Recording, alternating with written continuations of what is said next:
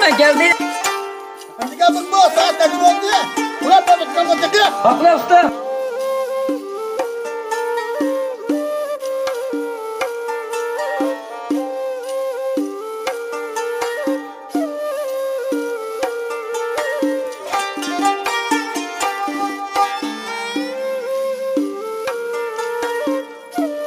Ustam, otkalap oldum. Bu ataklık bir de dursana.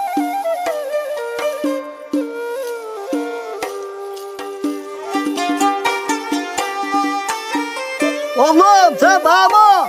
Herkesin balını hak etken de. Ha bugün seni bir tutasam bulam. Şu yüreği bürüp aram tapmışsam sen yedim aykensen. Uya kaçıp. Yüreğini yaksı bir günah aşağı kapırıtay. Ya bulam acısın kına. Ben çoğunda kendime. Kantim içinde yemek ettik o. Sen neymiş kutsa bu yada? Gazete atkan çoğunda. Gazete atlan. Ay, mına bayılığa. Ağayla tepkili. Çöp katırın batırasında kala kutlu. Mına. Çoğunda gazının cahit kuramı. Yedi buna.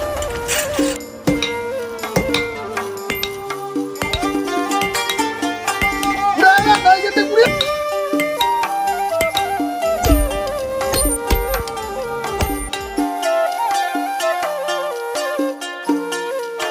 Bak gel. Ya da çoğundan geldi kutlu. Ha çoğunda da kendime. Usta. Eğitim tartıp madala kilemeydi. Bana. Bak tümörtülük tesbih. Sizi şehirge apırıp. Yakşı pakiz münagi birey. Ahırısta bir dükkan açasız. Ankara'da yüzünüzde bir düğüne. Tanrı sanmışım akla. Ben şimdi sen bu bahçe çoğunda. Felaketle. Zaten kensem çoğunun kaygısı yüzüne. Baba ama dükkan köyde olur mu? He. Bulan dükkan. Gel. Yenge sizin aminem ustamın kaçık apray. He. Aminem kızım. Siz kına.